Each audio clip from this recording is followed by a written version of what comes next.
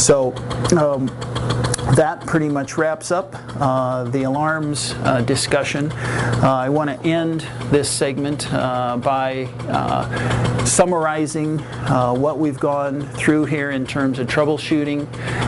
We've covered a lot of territory. On the surface it may seem complicated or a bit confusing because of the number of parameters we're looking at, but generally troubleshooting follows the same pattern in terms of there's only so many things that you have to check, and if you check those in a systematic way, generally you're going to find the problem and remedy the problem quickly.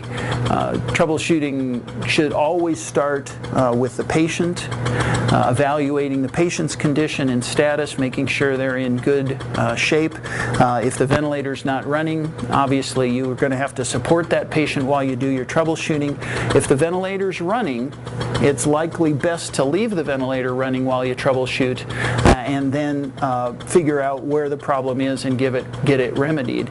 But starting at the patient and working back systematically, the things that you want to check, patient interaction, patient condition, lung volumes, maybe take an x-ray, get a blood gas, then start from the patient end and work backwards. Are there problems with the endotracheal tube? Is it in a bad position? Is it kinked? Does the baby need to be suctioned? Is there too much moisture in the jet circuit, or is there a lot of moisture coming up out of the endotracheal tube in terms of secretions that are going to interfere with my pressure readings? Is there a problem at the life port adapter in terms of the position of the pressure monitoring line being down instead of up? Too much moisture in the life port adapter.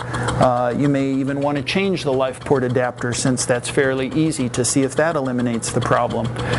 Moving up to the circuit, are all the connections good? Are there any kinks or obstructed tubes that might be causing the alarm condition? Has it been installed properly? Next up the line would be the patient box, and looking at the patient box function. Does it sound the same? Is it rhythmic, which it normally is? Does it look or appear that it's not moving properly? Why would you suspect that the patient box would be having problems otherwise? So the connection at the back of the ventilator sometimes needs to be checked as well.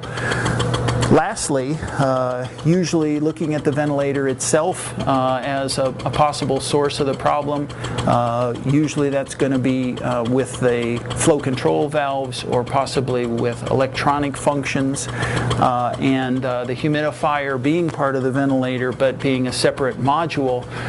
The humidifier contact pins and the connections to the water supply and the transfer tubing. So working from the patient back to the ventilator is generally the fastest way to determine what the cause is and where the problem is and how to remedy that. If all else fails in that process, and you can't differentiate the problem from being a patient-related problem or a ventilator-related problem, then you can always go back, support the patient on the conventional ventilator, hook up your test lung, run your internal test and your operational check.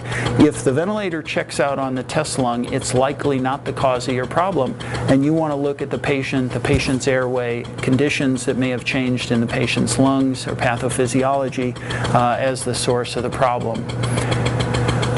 The key issues in being effective at troubleshooting, you have to understand how the ventilator works and how it's responding to the signals that it's getting from the airway pressures. You have to know what alarms can be generated and how they're generated so that you can understand those interactions. And finally, what actions do you need to effect in order to correct the situation and allow the ventilator to get back to doing its job. When in doubt, the best way to troubleshoot the jet ventilator is to call our 800 number, talk to one of our clinical specialists. They all have years of experience in troubleshooting the jet ventilator, and they're always available 24 hours a day, 7 days a week. I hope this has been helpful to you in understanding the alarms more completely, getting a sense for an appropriate way or systematic way to troubleshoot the jet ventilator. And if you do have any questions, whether you have a patient on the ventilator or not, you can always call us and get our input. Thanks.